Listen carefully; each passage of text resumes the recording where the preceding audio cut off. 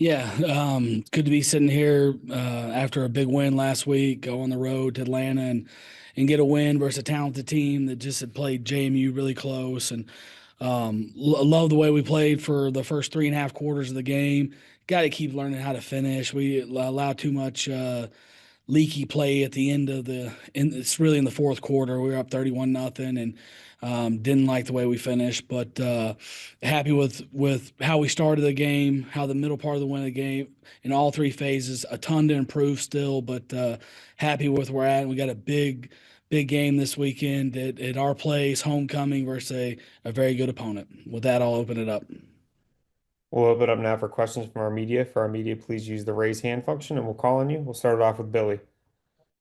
Hey coach, great win by the way. I was just curious, what have you kind of seen from JJ? And then, I mean, he absolutely exploded, this weekend. Was that expected? And what have you kind of seen from his growth throughout the season? Yeah, Billy, I thought he played really well against Oregon State as well. And the thing I love is he's taking care of the football and he's operating the offense the right way. And, it's I'm not happy with our turnovers, too many turnovers early in the year, and just really happy with the way JJ operating, distributing the ball to his playmakers, taking care of the ball, not putting it in jeopardy. And I think he scored in 60% of his drives last week, which is really impressive. And then just to follow up to that, talking about all those weapons that he is able to use. I mean, you had 10 plus guys with at least a catch, everybody's moving the ball. What have you seen from that wide receiver room and the way they've been able to develop where everybody is ready when their number's called?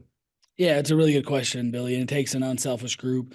I think when we got Davion and Sam back from injury, it helped. It just helped the chemistry of the room. Those are guys that bring energy to the practice field, to the game field. They're excited to get opportunities to compete, and I think it's made the whole room a little bit better, a little bit closer that way. And including the tight ends who had 152 yards of receiving as well. And you in some of those plays, like Jaden Barnes may had a great block for Isaiah Cummings on one of the plays, and you just see started to get like we're at the point where I thought the Oregon State was that win was big for us. It was a culture win, it was a chemistry win, and because we had to overcome hard things together, and every time you do that, it brings your team closer, and we got to keep doing that as we build this thing and have those wins and just unselfish play because those guys, there's only one ball, and that's what everyone wants the ball. Barnes started off the season really hot, and he's still contributing, but people also are aware of him, and they're not going to let him get singled up and get access into the defense. So those other guys stepping up outside has really helped us, and it's created competition, and competition makes everyone better. And then, coach, on the defensive side of the ball, you had 3 sacks, a lot of tackles for loss. It really seemed like your team was really winning the line of scrimmage with the physicality. Talk Yeah. about how important that's going to be moving forward in Sun Belt play the rest of the season. Yeah, it's big. I mean, this is a line of scrimmage league. When we got here, we wanted to build the offense and defensive lines and win that way and build inside out. And I'm happy with where we're at. And I love how we're recruiting the high school ranks. We got a long way to go. But it obviously, if you can win up front, it gives receivers a better opportunity to get into routes, to get deeper into routes, to be able to push the ball down the field so you don't feel like you're playing small ball. It puts pressure on the opposing quarterback, and if you can keep a opposing quarterback uncomfortable and you can harass him all day, he's not going to play his best football. There's just too much pressure. It's too hard to do that and play 60 minutes of clean football if you can't keep your quarterback clean. Coach, one more here from me. You mentioned kind of looking ahead to this weekend with Coastal Carolina coming in. They turned to a different quarterback this past weekend. What different challenges does he present from Tad Hudson to Collier this weekend, and how do you prepare for potential of either quarterback playing in your game? Yeah, we kind of had to do the same thing with Georgia State. Obviously, Coastal's a very well coached team. They keep getting better and better as the weeks go, which is a sign of a well coached team. So we're going to have our hands full. It's going to be a great challenge. We're lucky we have them at home, and it'll be kind of the same thing with our preparation last week. Got us ready for that because we had to get ready for two different guys that way, and it's just trying to find if there's tendencies that one guy does, the other guy doesn't. You want to take away each person's strengths and try to maximize their weaknesses on defense. So that'll be the goal is well this week. Thanks, Coach. Appreciate the time today. Appreciate you guys. Yeah, it was a great victory for our guys. Well earned, well deserved. Battled the elements. Just stayed focused at what we needed to get done, and we were able to find a way to win the game. We'll open up now for questions from our media. For our media, please use the raise hand function and we'll call on you. We'll start it off with Billy. Yeah, Coach. You mentioned the elements. I mean, it looked like it was absolutely pouring there. What is a game where, you know, the weather kind of has its own effect, but you really have to get back to the simplicity of football. You know, you have to tackle, you have to be able to move the ball, and you have to win the physicality. How does maybe kind of the weather and resetting how you guys play and just playing football? I mean, just talk a little bit about that. Yeah, absolutely. It's a great point, Billy, because I mean, when you play a game like that, it comes down to just fundamentals and technique. And to be honest, we did a lot of focus on that. We really talked a lot this coming week going into the game, focusing on us, not our opponent. And I feel like the Chants have beaten the Chants a lot this year. We've hurt ourselves a lot of times. So I don't know, maybe it was God sent, right? That he decided to put this weather to get back to just basic blocking, tackling, running and throwing. And you saw they were great. There were really great things our players did. And there were some things not so great that we need to continue to work on and improve. And then just following that up, probably one of the better defensive performances you've seen, only 1 for 13 on third down. You held them to only one red zone opportunity and they didn't score. Just talk a little bit about, what went into that defensive, win. Yeah, I mean, it was great preparation by Jeremiah and Johnson and his staff defensively. And, we've played good football defensively all year with the exception of a game and a couple of quarters, and offensively, we haven't helped them. He turned the ball over, East Carolina, I think it was like 17-0 or something going into the fourth. And we turned the ball over 3 times in the fourth quarter and the game got away from us. So, yeah, I think we've played well enough to win defensively, but last weekend was a great effort, great team effort, really all the way around. But our defense did a great job of getting off the field, and we got good field position, and we were able to maintain the football enough and mount enough drives and get enough points in the weather to be able to come away with that victory. And then I know Sam had just asked this, to Coach Loggains, but what was your opinion on Samari and how he played and just kind of what went into that decision? Yeah, I was very proud of what Samari did. Samari, he protected the football. That was the biggest thing. And in a game like that with elements, in a game like that where you're playing a quarterback that hasn't maybe gotten the same amount of reps, that I was really pleased with what he did. And he was able to make good decisions. He protected the football. He gave us an opportunity to stay on the field, move it down and score, and provided a spark. So I was really, really pleased with them. And just, Tad has a undisclosed injury, had it in the game, and that's why we made the change. Coach, as you look ahead to this weekend with App State, what do you have to do well to slow down J.J. Cole, who's come in and played really well at the quarterback position for them? Yeah, no doubt. He's operating right now at a very, very high level. They're a well-coached team, and they're playing with a lot of confidence.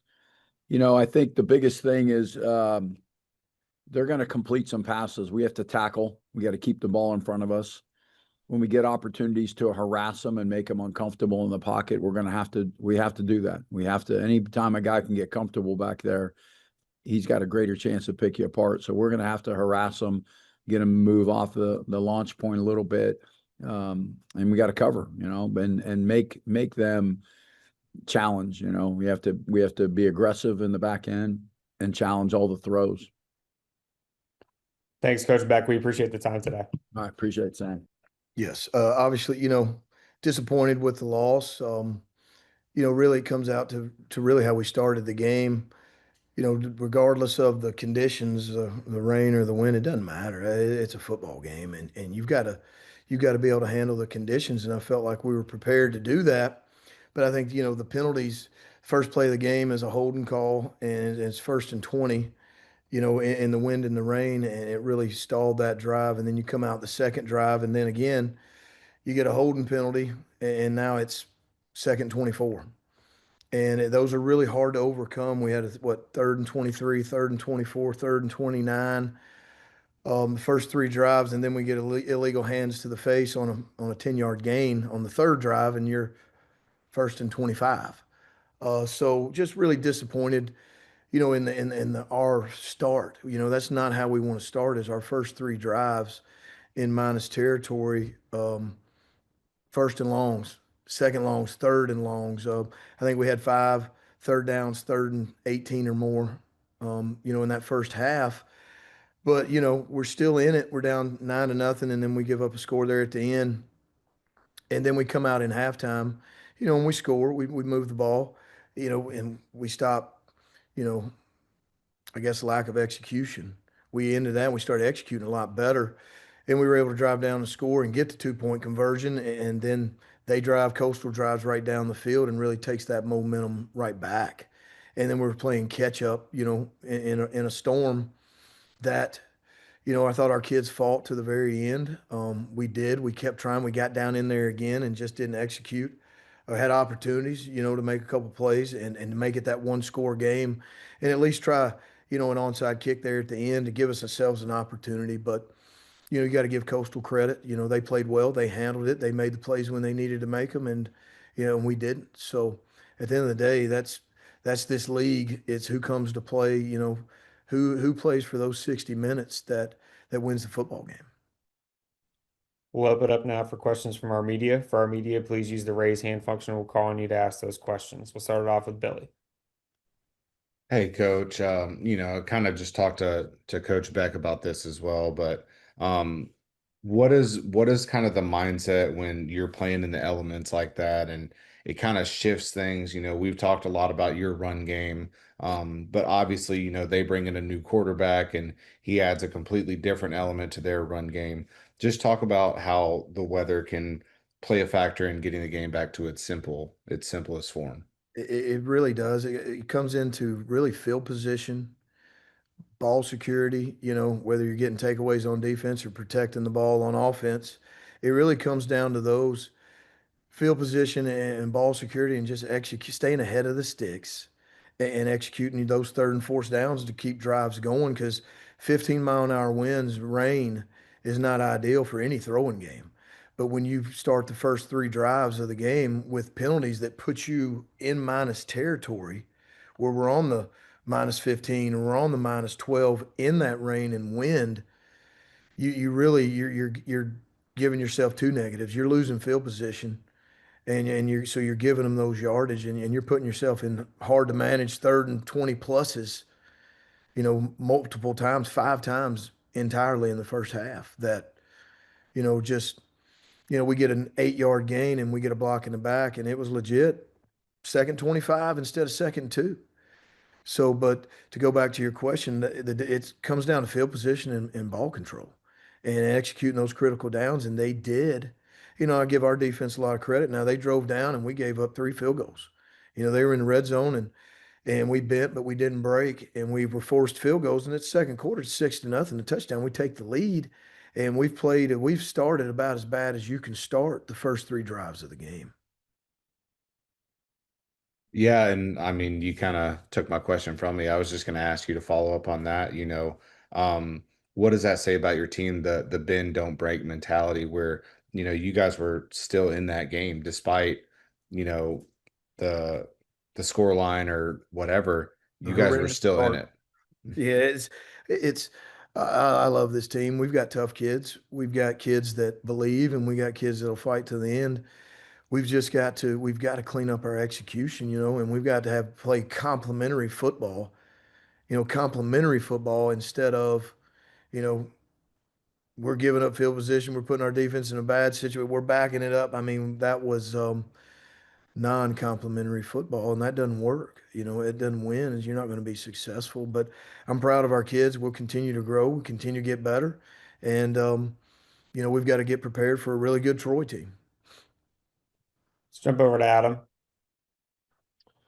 Hey, Coach. I wanted to ask you about it was one of your earlier possessions in the fourth quarter. You guys, had two strong, good completions, a good run up the middle for 20 yards, another run, and then there's the incompletion before the interception. On that interception, do you think that was more of a where would you credit the breakdown of that play in terms of your offense's ability to not be successful there, I guess? But was it your offensive line, the read by the quarterback, or did you feel that the defense really just made a play on it? You talking about on the interception from Hunter Yes, Henry? sir. Yeah, I think that we probably threw it late. They did a good job, I thought, defensively of not. We had leverage. We had to throw it a little bit quicker to give it a chance, but it's either that or we eat it, and then Hunter's a good runner. If they cover it, he catches it, and then he goes and gets 2 or 3 yards, so we stay in a positive game. But I thought the DB, made a great play. He really did. He had great eyes, great visions, and he tapped his foot in, and he made a good play. And then my other question was on the other side of the ball. I just wanted your thoughts and feedback on Jabari Tiller and his performance in the game with three tackles behind the line. Jabari's a guy that we knew just was going to continue to get better and better and better. And he has throughout the weeks. Jabari, he's a guy that he's full speed.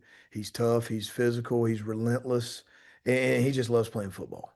He just loves playing football. And it's really great to see his growth and his continuous. And the more experience these guys get, this the better they're going to be. We've got several new guys that are new to the system. This is their first year playing for us, just like everybody else does in this league. Let's go back over to Billy. Hey, Coach. Looking forward, you get to go back home, get to host Troy. What have you kind of seen from their team, and how excited are you to finally be back in Monroe? Obviously, with only 5 home games this year, it's always nice to play at home, and our town and our fans have done a great job of getting behind us and really coming. We had over 22,000 against Ark State. So it's a big jump from where it's been and where we continue to grow this program. But, it's nice to be at home. It really is when you've got 7 road games overall, and now we've already played, 4 of them. So, yes, it is nice to be at home. And what I see from Troy is a team that, is tough, is physical. I think Troy is extremely well coached. I think Coach Parker and his staff, I think he's got a great staff and he's done a great job. It's year 2, it's year 2. And, it says a lot about, I think the culture that he's created there. I think they're tough. I think they're relentless. I think they play hard. And the score doesn't bother them. They were down 28-7 against Texas State. They were down 17-7 against Buffalo. The South Alabama game was back and forth and back and forth. And, I just, a lot of kudos to those guys for beating Buffalo in the end, for beating South Alabama in overtime, and then coming all the way back and beating Texas State. That tells you a lot about a team now. So I'm very impressed, and I think they've done a tremendous job. Thanks, Coach Vincent. Appreciate your time today. Yes, sir. Thank you. Yeah. Good win on Saturday, early start at noon. It was, reminded me back to almost my D2, D3 days started, kicking off at noon. It was a great day. The fans were phenomenal once again. I just think that this place is as special as it gets when it comes to the support from our student body. We need them there big time this week as well. There was probably 2 moments in that game, the goal line stand and then a punt at one point that they just applied a lot of pressure, and I thought did a great job of just supporting their team. There's nobody better, and we're going to need a whole lot more of that coming up here this weekend. There was good moments in this game, bad moments in this game. I think there was things that we're really proud of, things that we've improved on, things that we, got better at. And then there was a couple moments where we took some steps backwards, but a couple other guys stepped up that, we were, hadn't heard from yet this year, but we knew that they were capable, and it was good to see that. And I thought Wayne to, surpass his 1,000 yards here with I think 170 some yard overall day was really good. He's obviously a great player. He does a lot for us, not only in the run game, the pass game, the return game, really does it all. And it was great to see him eclipse that 1,000-yard mark. But overall, the first half I thought was good through the first quarter. Second quarter got away from us a little bit, and then we came back out in the second half and I thought played some really good football. So, huge challenge coming up here this weekend, and we're excited to get this week started. We'll open up now for questions. For our media, please use the raise hand function. We'll call on you to ask those questions. We'll start it off with David Teal. Bob, David Teal here at the Virginian Pilot in Norfolk and Hampton Roads. You mentioned the goal line stand. McMullen was in on that tackle. He's a local for us. Can you tell me a little bit about his progress over the season? I think he's leading your defensive lineman in tackles. Yeah, well, his progress is really twofold. It's not only, his ability to now understand this game and what it does and what his role is and what is expected of him. He's a very good football player. But the thing that I'm really most proud of is, he had a lot of moments maybe a year ago, where just mentally, keeping himself calm and in pressure situations was not his strong point. And he has just grown significantly in this past year. And just, he is now a leader in that defensive line room. And, he comes every single day to practice and works as hard as anybody out there. We put on film of practice every single day, and he is just effort and attitude and just a phenomenal, football player. But even, his growth off the field is even more impressive. But he's very talented, big, physical, strong kid that can run sideline to sideline and really affects the pass game. So we're blessed to have him. Was that lack of discipline or whatever you noticed last year, was that most evident in practice or even away from football? I'd just say immaturity. He was young, Yeah. and he's an emotional football player, and he plays with a lot of emotion. And sometimes a year ago, it might get the better of him. And now he's just really poised and helps lead our guys and does a really, really good job of just effort all day long. It's just that defensive line is pretty special, and it starts in practice every day. And he's one of those guys that is just now a disciplined, physical, tough, really positive, high energy guy every single day. And it's great to have him on our team. In the last 4 games, you have allowed 10 second half points. What's going on in your locker room at halftime? I just think that our guys, they're going to play the full 60 minutes no matter what. And I think they get into that halftime and they are able to understand, what that team is doing. And I think our coaches do a good job of getting everybody on the same page. And then it's, the ability to finish. This is something, David, we talked a lot about, over this past, off season. We did a good job of starting a year ago, but all those games, where we came up a little short, we were just not able to finish. And I think that's where we put a lot of our emphasis on, maybe a little too much because we're starting a little slower now, but we're finishing strong. We gotta, keep going and get the ball in the end zone when we have to. We had 2 great drives to open this game up, 2 3-and-outs, and we just didn't come away with any points. So, a little frustrating in the first quarter, but I thought our guys bared down in that second half and, did what they had to do and ended the day, the right way. If you'll indulge me one more, what are your impressions of Colton Joseph? Phenomenal. There's very, just a threat probably would just be the word, just an overall threat. Play breaks down and he can take off. He's not only is he fast and quick and strong armed and tough to bring down, but he's a big kid. He's a big muscled up, quarterback that when he pulls the ball down and runs, he looks like, you'd be blessed to have him on your team as a running back. He is just a good football player every which way. It all goes through him, does a lot at the line. And there's, very little weakness in his game. Thank you. Let's jump over to Billy. Hey, Coach, just real quick. We've talked a lot this year about complementary football, and you guys possessed it for nearly 37 minutes, limited them to just 3 first downs on 3rd down. Just talk about, obviously there's things that you can work on and you can improve upon week to week, but just the overall performance of really, offense feeding the defense feeding the offense, and, special teams really kind of picking it up there in the second half too. Yeah, I think that's probably the one that stands out to me is that we end up, punting the ball, pinning them on the 3, getting the stop, and then Just again, in that side of the stadium in the student section, it was just loud, and the punter hit the side of his foot. It was a 20-some yard punt, which put us in position to then go down and score. So yeah, that idea of complementary football certainly stands out. Our guys on special teams are as excited as any player on this team to get out there on the field. And that's one thing that I think we take a lot of pride in, is ultimately the idea that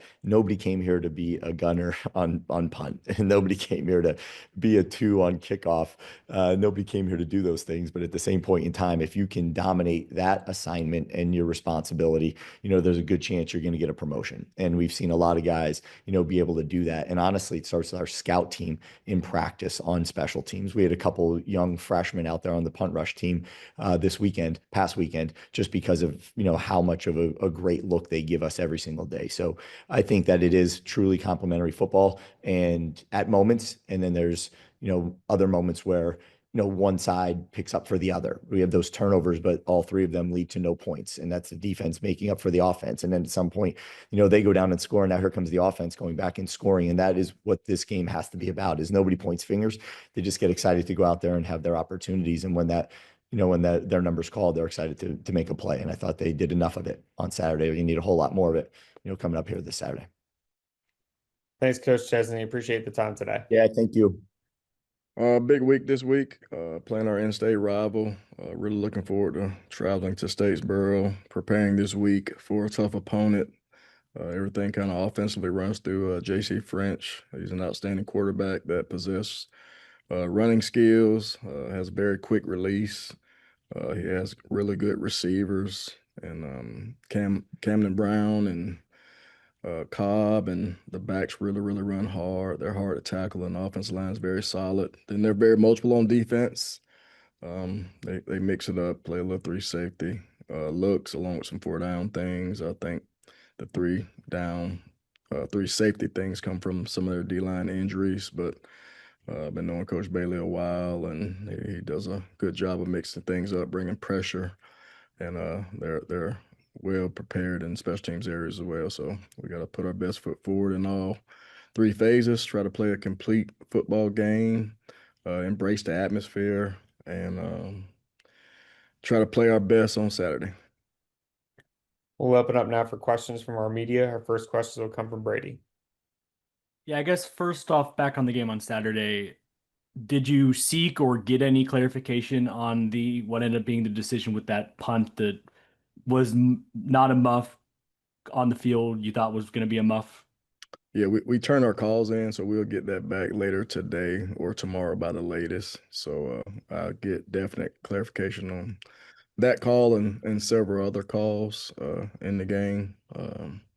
It's part of football, and sometimes the officials get it right, sometimes they get it wrong, and sometimes it's unfortunate when things like that happen, because it affects the momentum of the game, and especially when things aren't done the right way, and it affects and has an effect on some outcome. So we'll see what they say, and I can let you know when I know. Also on the game on Saturday, down some guys on the D line, I guess, how did you assess when you got back watching the film how the guys who filled in did?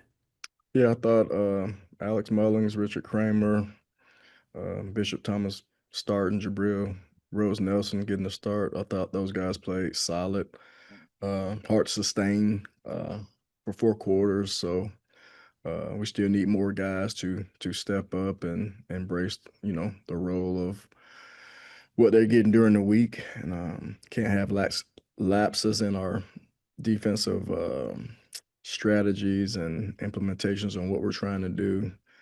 Huge drive in the game when we allowed the quarterback to escape the pocket on a blitz, and Juice went inside the blocker. That could have been a huge momentum play in the game, and they ended up scoring on a 98 yard drive, which kind of sparked things off for them. So very pleased with some of the guys, and I think they can still take it up another notch, but it was good to get those guys playing experience. It gave them confidence and moving forward, and they're going to be called upon again this week. And what's the plan at quarterback for this Saturday? Yeah, we're going to go through and go through the week and see what happens from a competition standpoint, and make some decisions as we get closer to Thursday.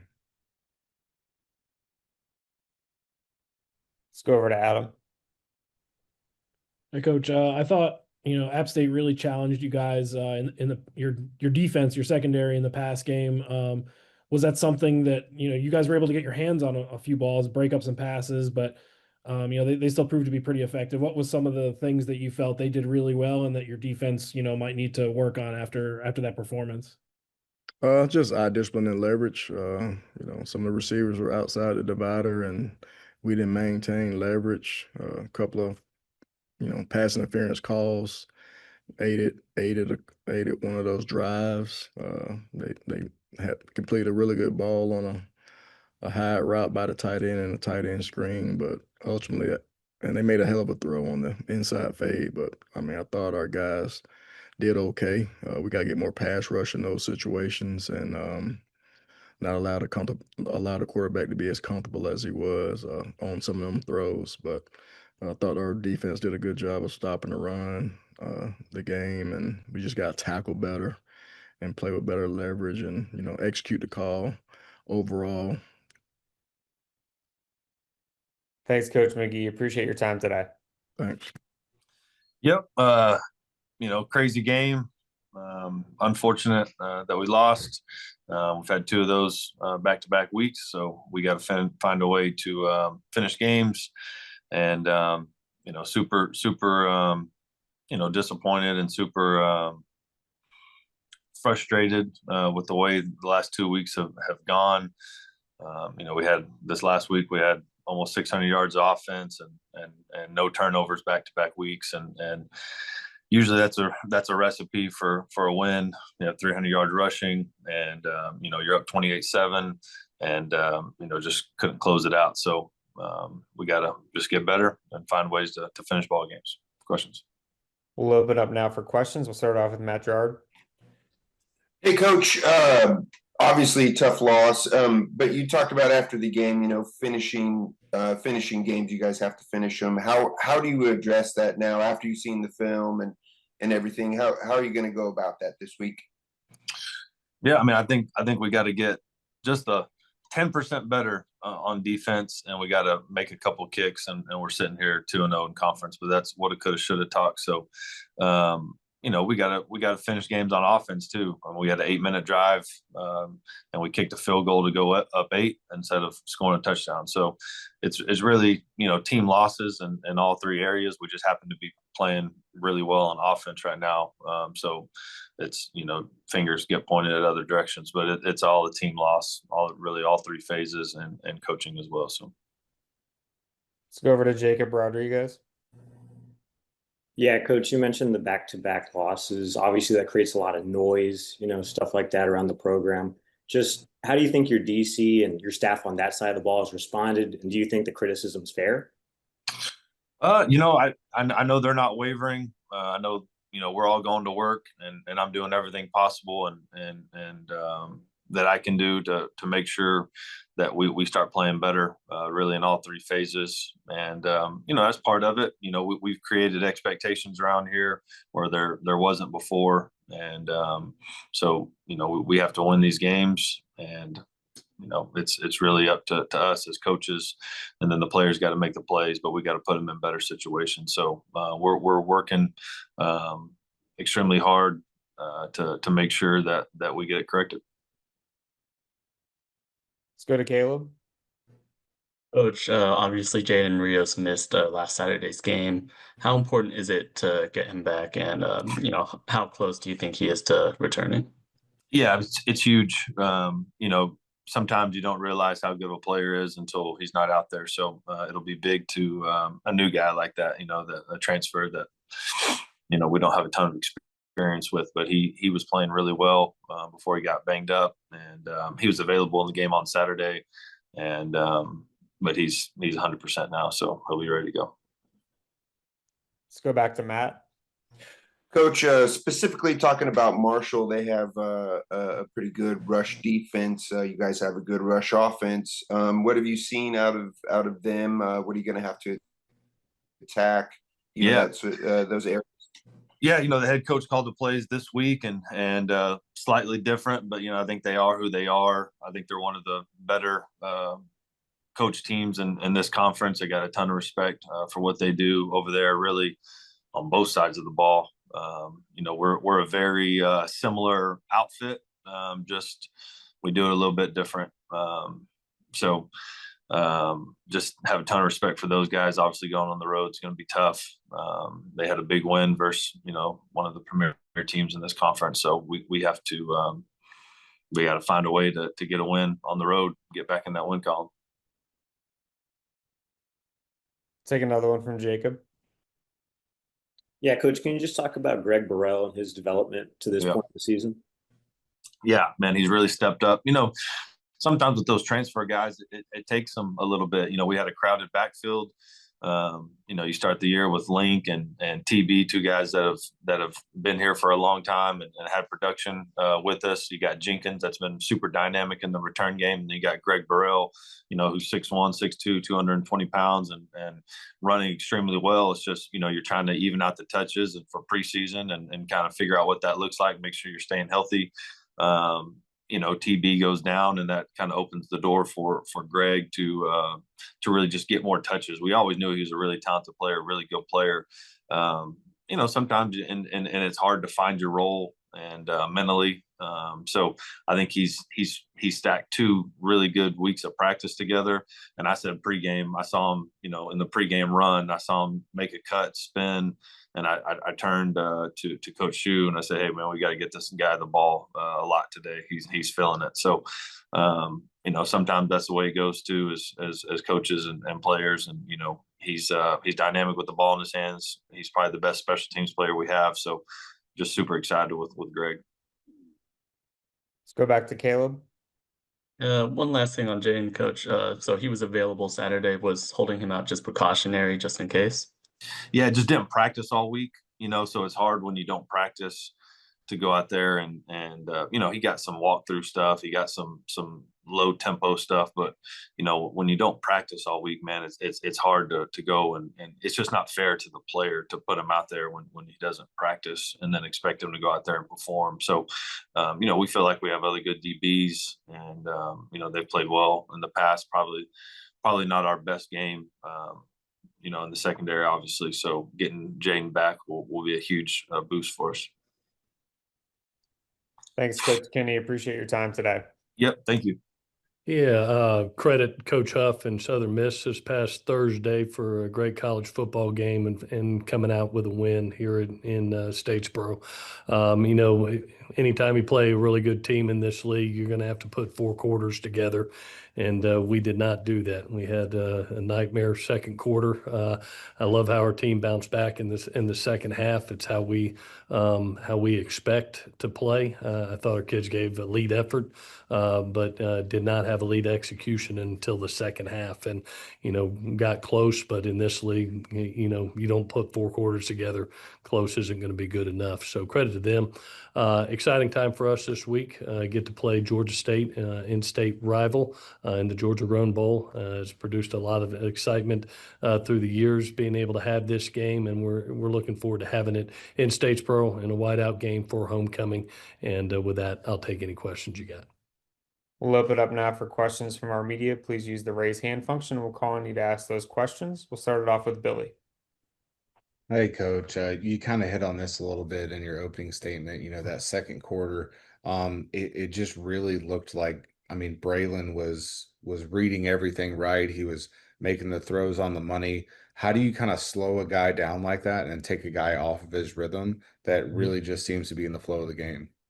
Yeah, I thought we did it in the second half. You're talking about a 31-point offensive team a game that came in here, and I thought that we were going to have to get him off his spot, and we did that in the second half a bunch of times. And you look up, and you hold them to 10 points in the second half, which we needed to hold them to just 1 score to be able to get to where we needed to go. But I think that's the key, is being able to affect quarterbacks. He had a little bit of a comfortable world in that first half, and you saw the two explosive plays, one in a one-on-one matchup down their boundary, and then a really nice read by him in cover two off a play action where he made the two Tampa player bite up on the play action, then replaced him with one of those good wideouts that he has. So, he's an experienced guy. There's a reason that they're 4-2 right now because he's playing at a really high level. I thought that, like we said, that second quarter for all of us could have been a little bit better, and that was the difference in the game at 38-35. So, we've got to play like we did in the second half in all three phases, and that's what wins games in this conference. It's a hard conference, and if you don't play the four quarters, it's not going to happen for you. Let's go over to Adam. And Coach, I wanted to ask about that, the second half versus the first half offensively. What were some of the things you felt like got your team into a rhythm offensively? Yeah, I think the balance of the offense, you look up, did not run the ball effectively in that second quarter, which produced some third and longs. We were 0 for 7 in the first half, and then we come back out, we run the ball effectively, and we're 7 for 8 on third downs, 2 for 2 on fourth downs, and, you get the ball 5 times and you score 4 touchdowns in the second half against a really good defense. And so, the balance has always been the key for us is to get O.J. Arnold involved and David Mbadinga and those running backs. And once that happens, it takes a little bit of pressure off your quarterback.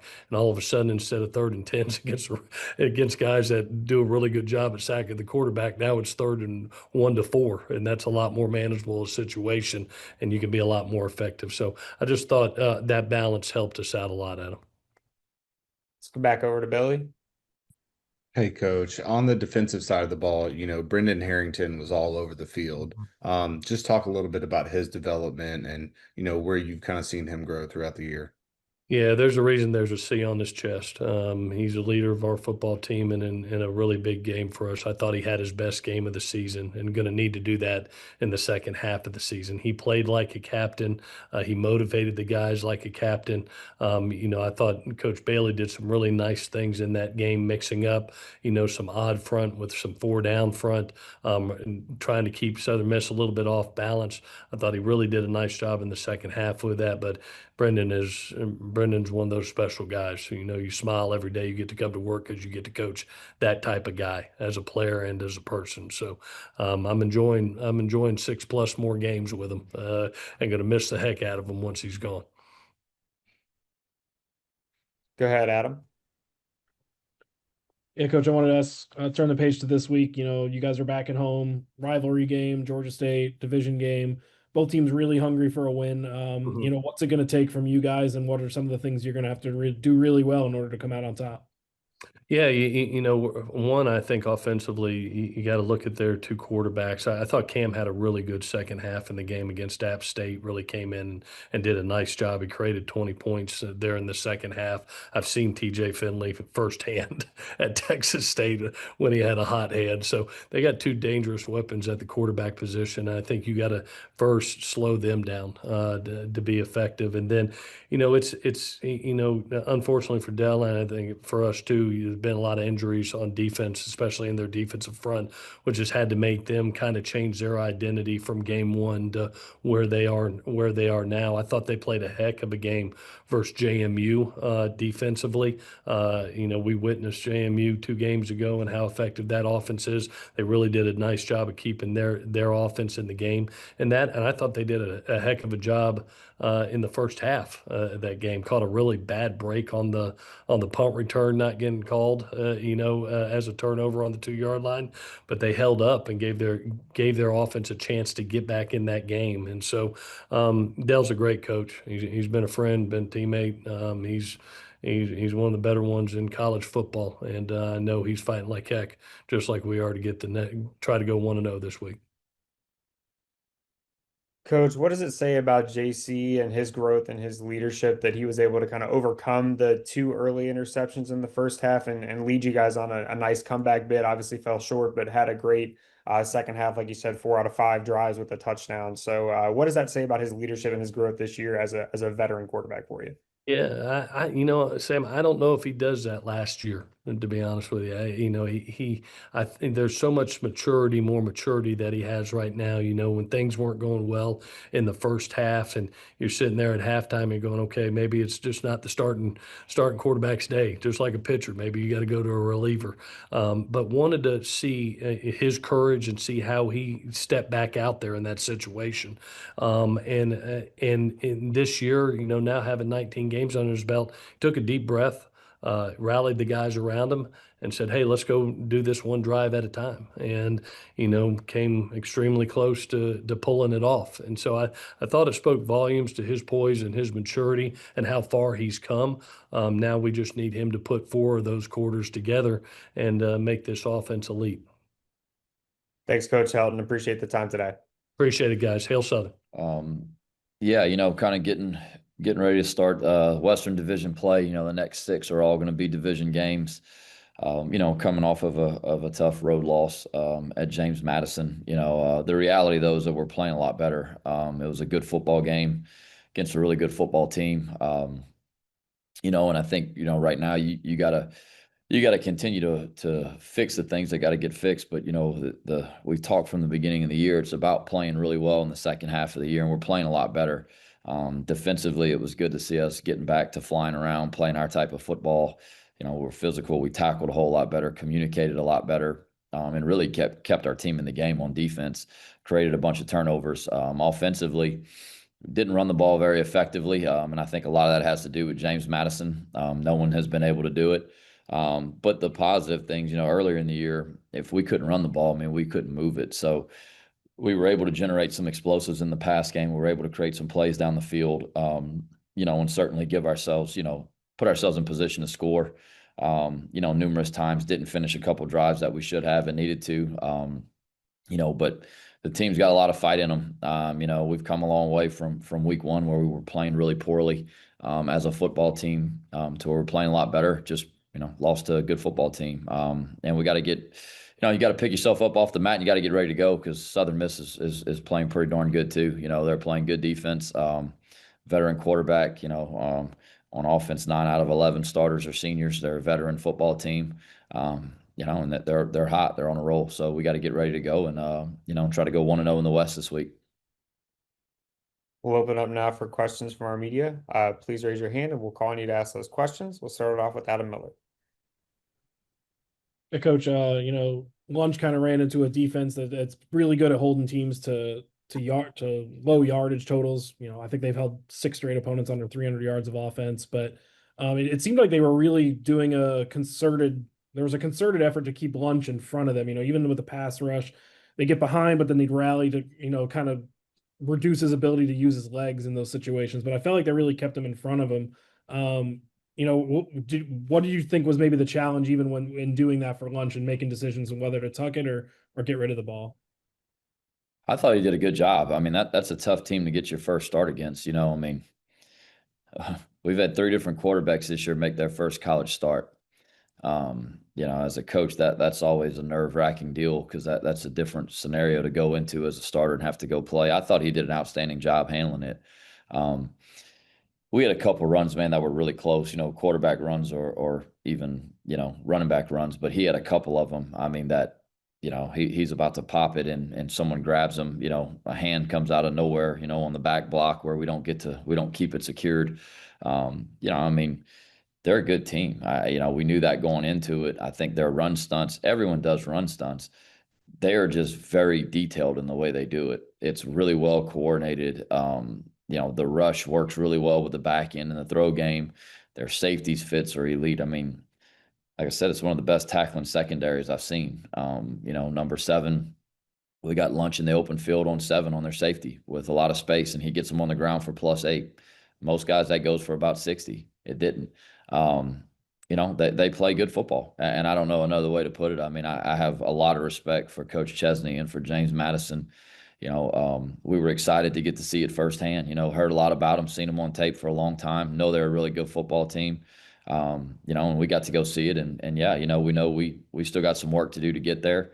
There's things obviously we need to do better in the run game. Some of the stuff, was a little, things we could control we didn't do as well as we could have, and finishing some blocks and getting the IDs right. But a lot of it has to do with the challenges that they put on you. And, you know, they're gap sound. They run well and they tackle really well. Coach, the Louisiana program has prided itself on being a player development program, and you have a guy in Dale Martin that came in as a walk-on quarterback, made the transition to wide receiver. Was, you know, his performance these last 2 weeks, was that something you anticipated or saw in him when he made that transition to wide receiver? And how pleased have you been with his development at that position since he made that transition a few years back? Well, I could lie to you and tell you, yeah, that's what we thought was going to happen.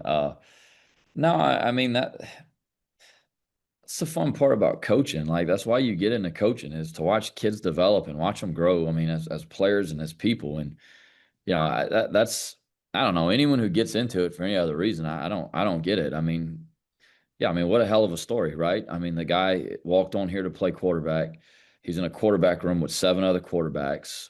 Now, he was always a really good athlete. He could always really run, but I didn't know how much opportunity he was going to get as a quarterback to take reps. And, you know, it was my first spring. We lost a ton of people. Our roster was really limited in the spring. We didn't have a lot of bodies. You know, asked him to make a move to receiver. He does it without blinking. And all he does is work his tail off, you know, to earn a role on special teams, right? And that's how he started traveling because he played on special teams. And then next thing you know, we get into this year where he's a senior and he's going to be quality depth for us. And then all of a sudden, your two top pass catchers are done, you know, for at least the foreseeable future. And he gets pressed into a role where he's starting and has to go play a lot of snaps for us. And in 2 weeks, he's played really well. I mean, I think it's a testament to working while you wait. It's a testament to being prepared for your opportunity long before it ever comes. It's a testament to believing in yourself. And guys like Dell, I mean, that's like the heartbeat of this team and who we are and what we want to be. You know, we say it all the time. You have to earn everything you get over here. And, you know, we have a bunch of walk-ons that have earned playing time and starting spots and scholarships, and the list goes on and on and on. And, you know, he's just one of them, and I couldn't be happier for him or more proud of him. Thanks, Coach Des. Appreciate the time today. Thanks, guys. Yep. Good morning once again. Another week moves forward in the Sun Belt. Clearly, very pleased with another display of our football team of resilience and find a way to continue to find ways to win football games in this tough league.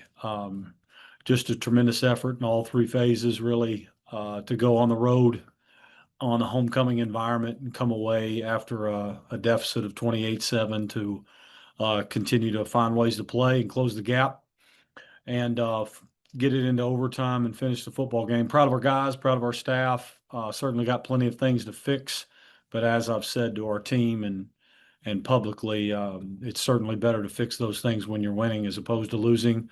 But if we don't fix them with the same urgency when we win as when we lose, the winning won't last very long. So much to still consider and fix, but pleased with an effort by our full team and individual efforts as well that got us a win. With that, I'll take questions. Thanks. We'll open up now for questions from our media. For our media, please use the raise hand function. We'll call on you to ask those questions. We'll start it off with Adam Miller. Hey, Coach. You know, got to ask about Tucker Kilcrease, obviously, and just his growth. And, you know, we could say he easily had the best game of the season in a time where you guys really needed him this past weekend. But just what can you say about his growth? And then leading into that performance Saturday night to, you know, what you think he can do the rest of the season as well, but overall his growth to this point in the season. Yeah, I think, you know, to credit to him first for building himself through a process of how to improve, how to quote unquote play better is to prepare better. In some ways prepare differently than he had prepared. He's found his process throughout a week, how he needs to prepare the game plan, how he needs to study it. And then we worked with Sean Reagan in finding a week schedule that has allowed us to just put the game plan together to build around him. And then, you know, my background in basketball through me and my wife would say that he's also seen the ball go in the hoop. And once you see it go in the hoop a little bit, you start to believe and know that you can allow that maybe to repeat itself. The quickest way to find faith and belief is to see it done. The hardest way is certainly to see it before it shows up. So I think he's being built through seeing things happen. I also think, and I said this as well, Adam, he's also been able to handle failure better. And that's the hardest part for all of us. It's coaching and playing. And I think just being able to handle adversity and handle it the right way has allowed him to go to the next play and just treat each play independent of itself. And he's found more efficiencies as a quarterback and taken steps each week. And that's what we'll just try to continue to do this week. Let's go over to Billy. Hey, Coach. Just an overall question about, the team mentality and the growth. I remember last year we were talking about establishing that identity, regardless of the record, really focusing on the mentality of Troy football. Have you seen that come full circle now, 3 weeks in a row, the last three games, you're down but never out. And how have you kind of seen that growth from where your team was last year and where your program is at now? Yeah, I think there's certainly a difference in the results, which is the first thing that you want to pay attention to always, and certainly what gains attention. I think for us, there's been a steady process since January that I know I was very, whatever the word would be, stern in my delivery in Sunbelt Media Days when I came to see you and Sam. And hey, listen, I'm not a big narrative guy. There's not a lot of fluff here. Come to Troy and come see us. This is a pretty well right down Main Street operation. This place has been built on football championships. Our tallest building in this town is the football stadium. We're proud of that. It's not meant for jokes or smiles. This place is blue collar. It's the reason I was attracted to this job, and it's my job to make sure this program is a complete byproduct of what it's been in its past, present, and hopefully in its future. And our players have bought into that. I think our players bought into that last year, even when we weren't winning per se. But there's a certain way we have to play right now, Billy, to win games and to put what we want to be our best on the field, our best version of us. And our players have bought into that. Our player leadership has bought into that. And our players have faith and belief in what we're doing because they believe in each other. Go with your follow-up, Billy. Yeah, Coach. And then just kind of building off of that, your second half defense, you only give up that one score, and you really kind of dictated not only the clock, but the momentum there in that second half leading into overtime. Were you surprised at all with the way your defense performed in that second half, or is that kind of just everything coming together like you just said? I think it's both, if I'm being honest. I also think they saw less possessions. Like, we got stuff we got to get fixed defensively now. I mean, you look, I think we saw 3 possessions before overtime. We stole a possession on a great kick by Patty and a great plan to steal a possession after we had scored that went that way. So less possessions helped them. They settled down, forced a field goal, and we saw the missed field goal as well. There was things we settled in and done to help get us there and see things. But I don't want to avoid the fact that we've got to get some stuff fixed too and play better on defense in the first half so we don't have to come so far from behind. Let's go over to Matt Gerard. Hey, Coach, congratulations on the win, Texas State there. Can you talk about the onside kick a little bit? Just kind of what you saw, what had you all practiced that, just kind of the thinking behind it and all that. Well, I'm gonna tell you the truth because I wouldn't want to cover it up had we not practiced it. It certainly was practiced, and it was practiced for several weeks until we thought it was ready for the show to execute. So, done on purpose, executed extremely well by our kicker and Patty, that put it right off the chest of a frontline defender, and then a great job by Jordan Perry and guys to be prepared to see the ricochet and recover it. So a lot of execution to go into it and precision by him to direct it right at him and well executed. And certainly glad it worked out for us and taking a risk to steal a possession. Coach, obviously, like you said, things to fix on defense in a game where 1,000 yards of total offense is produced between the two teams. But in the biggest moment in the game, in overtime, your defense comes up with a 3rd and 1 stop and a 4th and 1 stop to end the game. What does that say about their resolve, and is that something you can build off of for the future? Yeah, Sam, I really believe that it is because when our best was required, those guys stepped up and got the best done and got a stop to finish the game. And our best leaders, some of our best leaders are certainly on a veteran side of the ball in our defense that found a way to keep in it, stay positive, and not lose who we were during the game, even when it was a tough first quarter. I have the utmost confidence in our staff and those players that will become even more resilient and put something out there this week that's a step towards better. But I think it's a great sign that they were able to respond and do what they did late in that game in overtime to get the job done when their best was required, for sure. Thanks, Coach Barker. Appreciate your time today. Thank you all. Yeah, obviously a big program win on Saturday against a really good football team.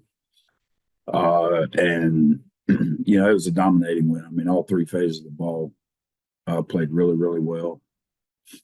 You know, we were up 48-10 with about 9-10 minutes to go in the football game. So just really, really impressed with our guys, really proud of them, proud of our staff. It was a long 2 weeks. And, but, you know, guys stepped up, made plays when they had to, and, you know, took care of business. Now, the biggest challenge is to get up again for another great football team coming in here on Saturday. We'll open up now for questions from our media. We'll start it off with Matt Gerard. Hey, Coach, Matt Gerard with Mike Farrell Sports. Real quick, your rush defense has been pretty good this year, but you got obviously a tough rushing attack coming in. Can you talk about preparing for a team like Texas State, and you know they can have several guys run for 100 yards in a game? Can you talk about just the preparing for that? Yeah, they're you know, they're very well balanced. Their quarterback's a good runner. You know, they got two really good tailbacks, and I think their offensive line is really good. They're big, physical up front, and they do a great job. So we're going to have to, you know, we're going to have to make sure that we're sound and we account for the quarterback in the run game as well. Let's go over to Tyler. Coach, we asked you a lot on Saturday about, you know, calling the plays defensively and everything. I guess could you elaborate on just what extra dimension that brings to it, not only with, you know, guys executing and everything, but just what it adds for you? Yeah, I mean, number one thing, it adds a lot of extra work, you know, for me. But you know, it just goes back. I mean, I've been a part of this defense, this scheme since 2002, and you know, and again, I got hired at Marshall for a reason, because of the way we played on defense at NC State, and you know, so I felt like I was letting the team down after 5 games by not calling and not being a bigger part in it, and you know, had some hard conversations, and you know, and we did a eval the program where we're at during our bye week, and you know, I thought it was best for me to go ahead and take the play calling duties on defense, and I thought that gave us the best chance to win moving forward. Let's go over to Caleb. Coach, you're obviously a defensive guru, and you talked a bit about how the quarterback run game, you know, you got to handle that with Brad being so dynamic. How does a defense handle a quarterback run game? What strategies do you think are most effective against a quarterback run? Well, you just always have to account for +1 in the box. You know, these two teams are very similar in back-to-back weeks, running their quarterback. So we got a lot of work with that. And you know, you just have to be able to account for them. And when you do that, then you're going to be light in coverage somewhere. I mean, you're asking guys to go one-on-one, and you know, again, both of these quarterbacks in back-to-back weeks we're going to play are dynamic, and they can beat you throwing it, running it. And we just have to be, again, assignment football and make sure that whoever's accounting for the quarterback does his job, and the DBs one-on-one got to be able to hold up. Let's go back over to Tyler. Coach, how much has Coach White, you know, really helped with the special teams unit? You know, a lot of turnover for you guys going into the season, and now really very consistent and really game-changing last week. Yeah, he's done a tremendous job. You know, Jackson was with me at NC State the last 4 or 5 years as an analyst, and he's got those guys playing really well. Totten has punt really well. You know, Loggains kicking the ball really well. So, you know, we have to get our kickoff return game going. That's the one piece of our special teams right now that's not playing like the other 3. So, you know, we have to be more consistent there and be able to try to pop one. And, you know, right now it's not good, and we're going to spend a lot of time on that this week. And hopefully we can get something going there. Let's go over to Adam. Hey, Coach, I wanted to ask you about one of your players on defense this past week, Boogie Trotter, just, really being a ball hawk and, supporting the offense, getting in the end zone twice himself, but also just overall being around the ball and, getting stops for your defense while complementing your offense. Yeah, Boogie is playing really, really well right now. I think he's a top 2 or 3 guy in the country in interceptions. Smallest guy on the field, no matter who we play, counting kickers, everybody. He is, but man, he's dynamic right now. He's playing at a high level, and we're asking a lot of him. He plays slot corner for us and in special packages. He plays corner for us. But he's always around the ball. That's the one thing you notice about him. He always has a knack of getting around the ball. When he's there, he makes plays. So, he's playing with a lot of confidence right now, and along with the rest of our defense after this past weekend. Thanks, Coach Gibson. Appreciate the time today. Yep, thank you. Yeah, a lot of credit goes to Marshall and Coach Gibson. I thought they played very, very well. They took advantage of some mistakes we made, and we just made too many of those mistakes in order to give ourselves a chance to win on the road. So we're looking forward to bouncing back. We've got a big challenge in front of us going to Harrisonburg and JMU. So our guys are already working, and I was happy to see we really, it was a nor'easter here yesterday, but we went outside, we practiced, and our guys had a ton of energy, and I was excited to see that. So, questions? We'll open up now for questions from our media. For our media, please use the raise hand function and we'll call on you. We'll start off with David Teal. Ricky, you guys are top 10 in the country in passing plays of more than 30 and 40 yards. Did you anticipate in preseason that you guys would be so explosive in the passing game with guys like Jacory and Trey? Yeah, I've been saying for a while, I thought our wide receivers were pretty talented and could make some plays. And obviously having a returning quarterback who's been in the system a while gives you some advantage on that too. The funny part is I think there's probably more out there that we haven't hit. And, I think that we need to continue to hit those big plays while also being efficient and being able to, take the checkdowns when they're there and when they're required, and also obviously being able to run the ball. Obviously, turnovers and specifically fumbles have been an issue of late. Is there a common thread there? Sometimes it's luck, sometimes it's just sloppy security. What have been your observations? Well, it's never luck. If it's luck, then I don't like my chances of surviving as a head coach if it's just purely on luck on whether my guys fumble. So I would have to say it's always technique and fundamentals. But there is no common theme. We have run the gamut and kind of gone and fumbled in a number of different ways. We continue to work on it, and I think our overall ones we have. But we had 2 fumbles in the punt return game last week, and we've just had a number of different ways that unfortunately we've turned the ball over. So we've got to continue to work on that. That's something that we have to clean up here in the second half of the season. JMU has been very good on special teams. I think they've blocked 3 kicks, returned 1 for a touchdown, faked a couple of punts. What have been your observations about them as you started to prepare, and how important could special teams be Saturday? Well, I think we both build our teams around special teams. I think this is going to be a matchup against 2 teams that play very aggressive on special teams. We blocked a few kicks as well, and so this is going to be one of those situations where there's going to be, and they play their starters on special teams. So do we, and I think that it's 2 very similarly minded teams in terms of that. And so obviously special teams is going to be a huge factor. I have a lot of confidence in our guys. I have a lot of confidence in Coach Smith and the way that we prepare. But we do know it's going to be a challenge for us. Then if you'll indulge me one more, you were in State College for a bunch of years.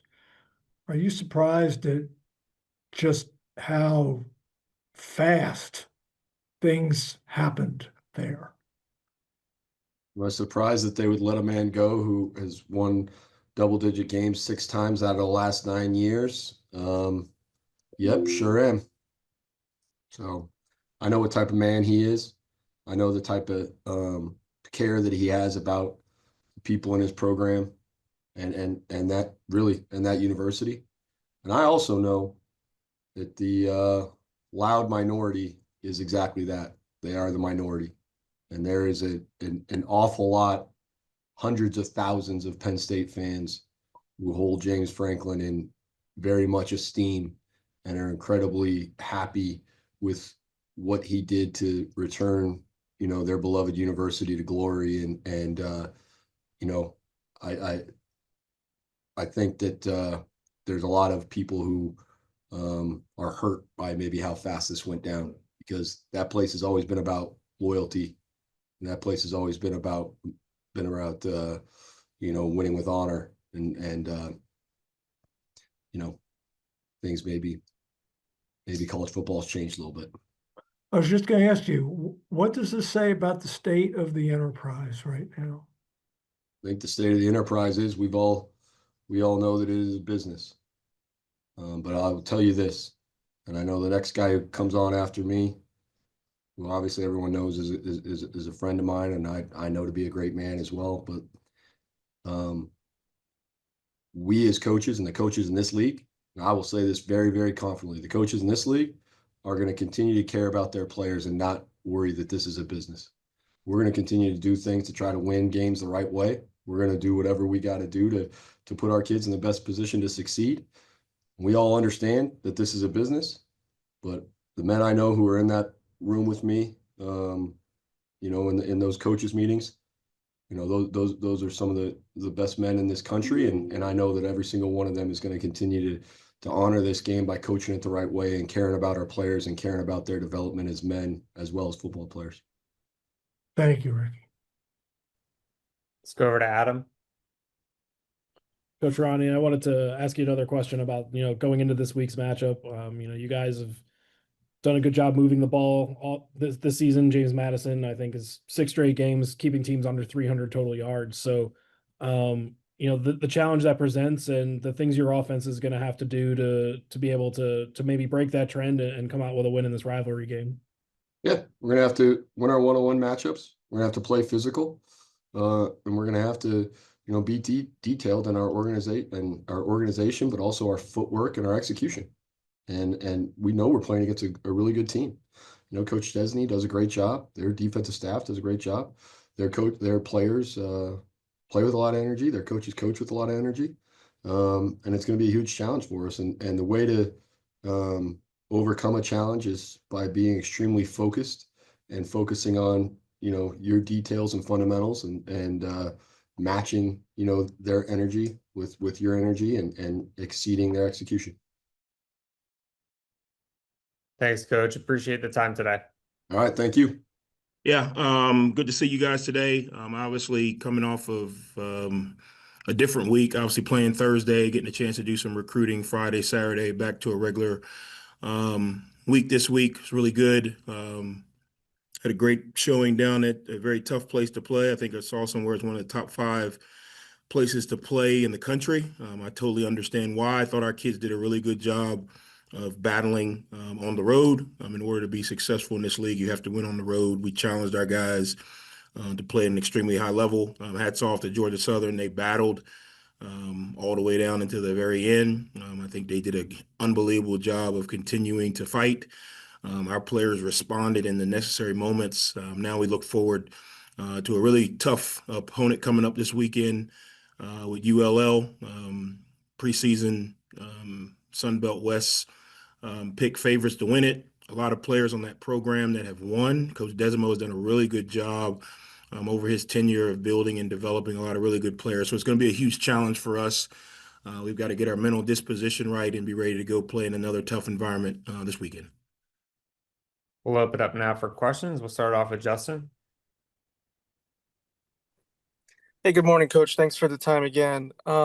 Just wanted to ask you about your offense. Through 6 games, you guys are at the top or near the top of the Sun Belt in a lot of different offensive categories. You lead the conference in first downs. What about your offense has impressed you so far? I wouldn't say I'm impressed. Some of those stats I didn't know. We're sitting in the meetings today figuring out how to get the first down on Saturday. So I think, again, it starts Little League all the way up to the NFL. If you got a quarterback, you got a chance. I think Coach Anderson's doing a really good job of putting our guys in position to do what they can do well. And then I think our guys are preparing well every week. They're doing all the work throughout the week to give themselves a chance to go out and execute on Saturdays. And you put those two together, preparation, really good understanding from coaches of how to put your guys in the best position and not try and say, this is the play I want to run. I want to run it here. What can our guys do? We've been able to have some success. The key for me is consistency. Each week gets harder and harder. There's more film out there on you, so there's more of an identity of who you are and what teams are going to try to prevent you from doing. So we got to stay creative, and we got to continue to stay healthy. And then we've got to execute on game day. I think that's a combination of what we do during the week and then obviously performing in the arena. Let's go over to Heath. Hey, Coach. I wanted to ask you about Jeffrey Pittman. Had a big game, 140 yards, 2 touchdowns, but I thought biggest play of the game was there at the end, picking up a first down. Can you just talk about his growth over the season and the way he's playing right now? Yeah, I think I think he's coming into his own. He missed a little bit of time during camp with some family things. Obviously, you miss a day or two, it doesn't seem like a lot, but just from a rhythm and flow of getting into, full contact and understanding the offense and putting a game plan together. I think we have understood who he is a little bit more. He's a guy that it takes, a play or a series or two to get him going. He's got a really good feel for the runs that we're running now. And I think we've done a good job of kind of throwing out the runs that we think work versus the runs that work. We've been able to have some consistency in what we do every week. So he's getting into a routine. I think he's preparing a lot better off the field, watching more film, understanding that even in practice when I'm not in, I got to take a mental rep and kind of see the flow. I think the O-line is getting a little bit more consistent. We've played some really good opponents with some really good fronts, so we've built some confidence. We've been able to move multiple pieces around up front. So I think it's a little bit of cohesion. It's all coming together at a good time. The key, again, is the consistency. You can't just assume because you played well the last week or last couple of weeks that it happens. You got to go back to the drawing board and do all the things and more that you did to have the success that you had. Obviously, our opponent is going to look at the film and say, hey, this guy had a good game running the ball. How do we stop that? So we got to be prepared for that and create other ways to be successful in the run game with Pittman as well. Let's go over to Scott Watkins. Hey, Coach, I'm going to go back to the first down thing. At the beginning of your third downs, pretty good. The last 2 games, I think about 37%. So what have you seen there? What's been the approach, and what kind of adjustments do you think need to be made? I think it's a combination. Your first downs are usually good because you're playing with tempo and you're playing in rhythm. Your third downs are usually not good because you're not playing with tempo and you're not playing in rhythm. I think there's a combination of in football in general. When you get to third down, you get different packages, you get different looks. When you allow teams to get into those different packages and different looks, you're seeing something schematically that you may only see once or twice a game. So you don't really have a lot of opportunities for it to be wrong on third down. On first down, you can see the front or you can see the coverage, and maybe it's not perfect, but you get 3 yards, you get another opportunity to clean it up. Third down is usually you're off the field if you don't convert. So we've got to continue to do a good job on first down and second down. That makes third downs a little bit easier. Obviously, we're a tempo team, so whenever we can play with tempo, that helps us. We've got to be better at when the ball does stop or when tempo does stop, of one, putting our players in good position to execute, and then obviously finding out, by opponent, by flow of the game, what their third down flavor of the day or what their third down ideas are, and try to get our guys in the best position. Let's go to David Teal. Coach David Teal with the Daily Press in Hampton. When Penn State let Coach Franklin go yesterday, given your history there, what was your reaction, and what do you think it says about the state of your business? Yeah, I wasn't aware of it until later in the day. We do kind of rehab day on Sunday, so I was down in the training room and the weight room, just being around the guys. So I didn't get it until later on in the day. Obviously, I don't know the details of it. I do know that Coach Franklin has done a phenomenal job for me in my career. I know he cares about his players. I know he cares about his coaches. He's still mentoring me, and I've been gone for close to 10 years now. So obviously, from a personal standpoint, I have a lot of respect for him. I don't know the details of, what goes on at that level. I do know we're in a business, and you got to perform. And I'm not saying that he did or didn't. I'm just saying I have the conversation with our staff every day. We have to go out and put a good product on the field.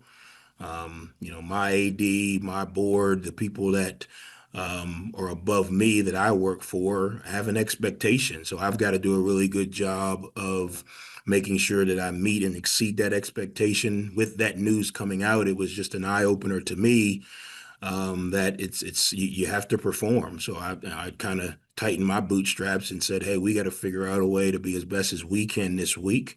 Obviously, Coach Franklin has done a phenomenal job in his career. Again, he's mentored so many people that you wouldn't even believe the people that he's helped in his career and in our careers. Obviously, I was disturbed by the news once I did get it. But again, it just reminded me, as he would tell us, you got to do the best you can every single day.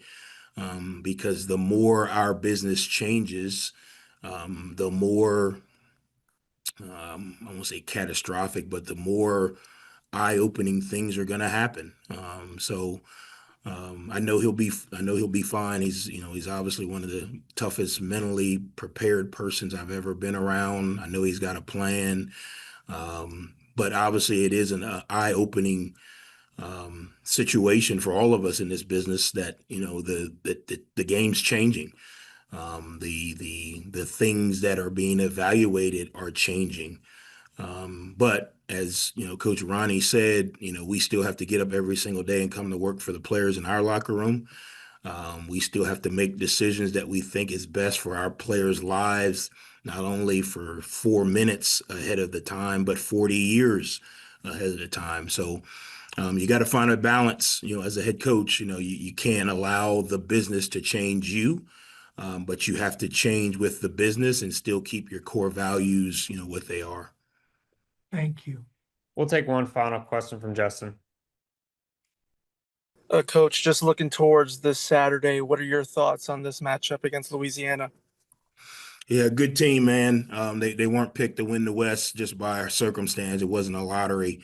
I know they've battled some injuries. The scary part for us is, they're starting a quarterback who's starting to play well. He came in the fourth quarter a couple of weeks ago. He's had a bye week. Now he's got a game under his belt. This will be his first home game start. Regardless if you're freshman, senior, junior, backup, third string, whatever, the more you go out there and play, the better you're going to get. You can see improvement from, the fourth quarter of one game to, a full game. He's mobile, so that always creates a little bit of an advantage for the offense when the quarterback is mobile. He can throw the ball well. The offensive line is big. They've been coached well. They still can run the ball, which is a big weight off the quarterback's shoulders, no matter what quarterback is playing. They still got a really good defense. They've won in this league for multiple years at a really high level. I think Coach Desormeaux and his staff have done probably, in my opinion, the best job of developing guys for 3 and 4 years. A lot of us are in situations where we got a lot of transfers in. You look at their roster, the amount of guys that have been on that team for multiple years, probably the highest in the league. I don't know that for sure, so don't quote me, but you look at that and you say, regardless of their situation, they know how to win. They have a culture of winning. They have an expectation of winning. Coach Desormeaux is a really good coach, so they're going to be able to put a phenomenal game plan together to highlight their quarterback strengths and use the other skill guys around them. You know, there's other good players around them. The receivers are good players. They're making plays down the field. The running backs were probably coming into the season 2 of the best in the conference. So they still got a good team, and that's the challenge for us. Just because their quarterback is new to the arena, that doesn't change what they do on defense. They still run to the ball. I think their linebackers play extremely fast downhill. I think their secondary guys get involved in the run game and still protect the pass. You look at what they did last week, just from a score perspective. I wasn't able to watch the game live. I've watched it now in scouting, but JMU's a good team, and they were able to battle with them down until, you know, the last, 2 minutes of the fourth quarter, and they had an opportunity to win the game. So they're doing a phenomenal job of creating turnovers. I think they lead the conference in forced fumbles. So they're getting the ball knocked off of people. That comes with violence. That comes with tactical skill. And they're playing at home. So it's a tough place to play. So it's going to be a challenge for us. We've got to, again, find a way to have the right mental disposition to go on the road and play well for 4 quarters. We're still searching for that complete game. We've played well in spurts, but we still haven't put a complete game together. And then you watch them and they play extremely well in spurts. You know, there's times where you can see there's a lot of veteran or experience on their team. And then there's times where obviously, you know, you have some young players, but we can't bank on the times that the young players don't make plays. We've got to assume that, you know, they're going to put a really good game plan together. I think this will probably be their quarterback's best game, because now he's got a chance to get a quarter under his belt. He had a bye week. He had a chance to actually play on the road against a really tough opponent, you know, so he's kind of settling into who he is and who they expect him to be. So we're expecting their best. I really, like I say, I think, again, for us, it's about us having the right mental disposition to go on the road and focus on what do we need to do play after play after play to be successful. Thanks, Coach Huff. Appreciate the time today. Thanks, guys. You guys have a great day.